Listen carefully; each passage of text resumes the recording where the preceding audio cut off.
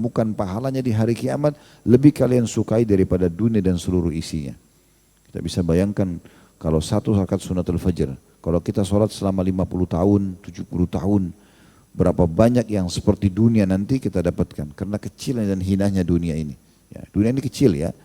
Bapak Ibu mungkin pernah pelajari ilmu pengetahuan alam ya, kita bisa tahu bagaimana bumi kita ini hanya seperti butiran pasir di sebuah ya, atau di lingkaran bintang-bintang yang ada di muka bumi di alam semesta ini, dan masih banyak lingkaran-lingkaran dan gabungan bintang-bintang yang bersebaran di muka bumi yang lebih banyak lagi, miliaran jumlahnya.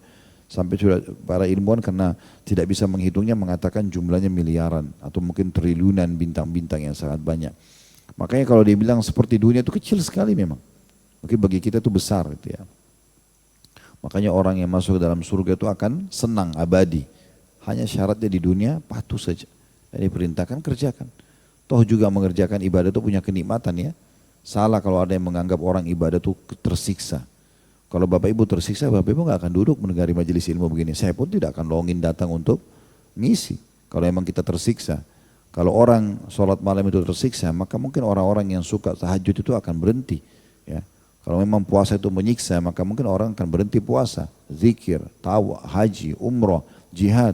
Tapi buktinya tidak ada orang yang berhenti. Orang-orang yang mempertahankan dengan keimanannya. Karena memang punya kenikmatan. Sebagaimana dosa juga punya kenikmatan ya. Jangan berpikir orang kalau buat dosa itu tidak punya upaya. Mereka punya upaya. Mereka keluarin uang, mereka luangin waktu, mereka kerahkan energi. Sama dengan orang ibadah ya. Bahkan syaitan menghiasi mereka supaya mereka tidak capek. Kadang-kadang kita tahajud 1 jam itu sudah lama banget. Tapi orang subhanallah kalau buat dosa, dia 5-6 jam di diskotik, di karaoke, dia nggak rasa capek. Syaitan hiasi begitu. Ya. Kadang-kadang durasi waktu yang kita pakai untuk maksiat yang sangat panjang kita anggap pendek. Tapi ibadah yang waktunya pendek kita anggap panjang. Dihiasi sama syaitan begitu. Biasa saya kasih contoh-contoh di kajian-kajian kami.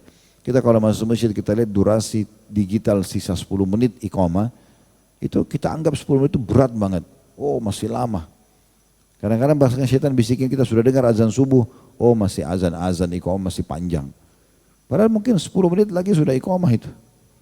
Kita saja kalau bangun azan baru wudu, bersih-bersih, belum tentu kita dapat takbiratul ihram pertama. Apalagi kalau tidur lagi, itu nggak bakalan bisa. Tapi syaitan hiasi begitu. Makanya kita harus sadarkan diri kita gitu ya. Syaitan itu bisikannya halus, tapi dia lemah. Cuman ya orang yang lebih lemah lagi yang mengikutinya gitu ya. Kayak kita tidak boleh mengikuti syaitan itu. Baik, ini adalah sholat sunnah rawatib yang disebutkan khusus mendapatkan istana di surga tadi.